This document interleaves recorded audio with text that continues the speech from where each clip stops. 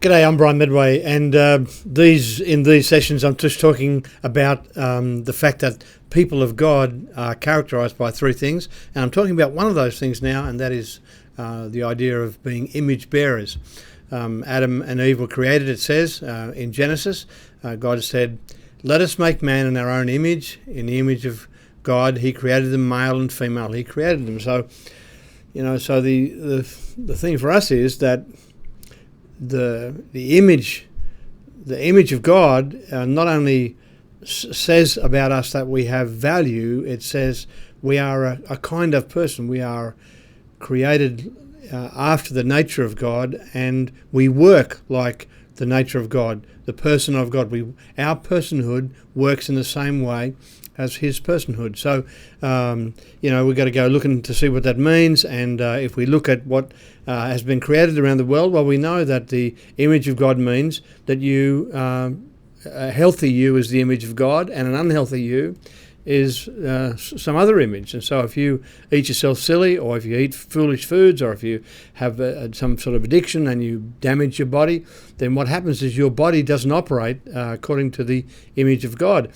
Secondly, it means that there is every kind of different expression of the nature of God in terms of physical image, and no one image can, or no set of images, there's no sort of perfect form. I mean, every culture has sort of ideas about what desirable form is in terms of bodies, but the truth is that there are so many different ones, and everyone is different, so therefore you can't say that one or a group or a select group are the image of God, because God created all of them, and we realize, of course, that because of factors that go on in genetics and all those other things, because this is a world that is flawed and frail and unjust and all that kind of stuff, and so things happen in this world that rob us, and so people have various deformities and so forth. But those deformities aren't declaring the image of God. What's declaring the image of God is what that life would be without those deformities. So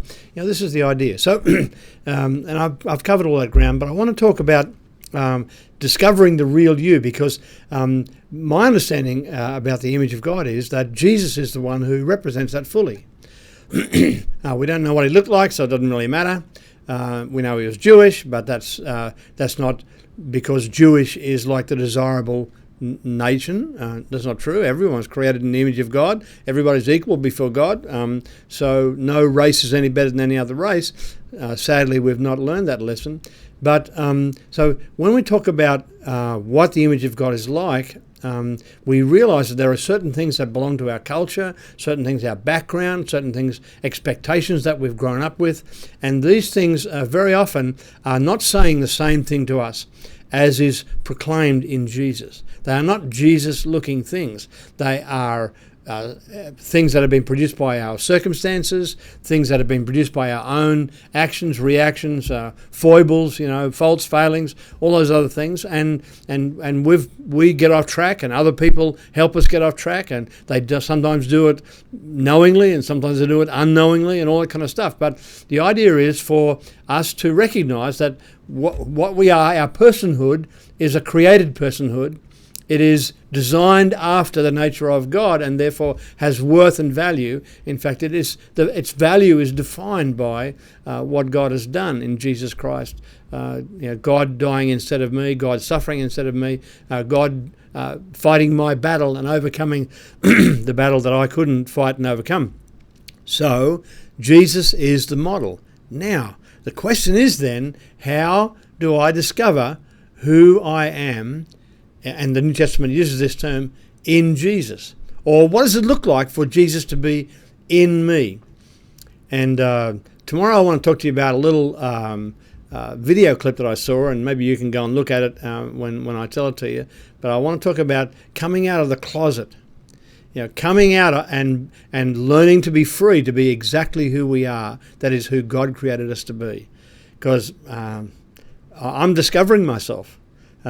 The way I'm discovering myself is I'm becoming, as a follower of Jesus, I'm becoming more like Jesus. I know you might think, that's a bit of a tall story, but I'm more that way than I was. So, So now I'm becoming that, and as I become that, then I discover who I really am and gain what the Bible calls my soul.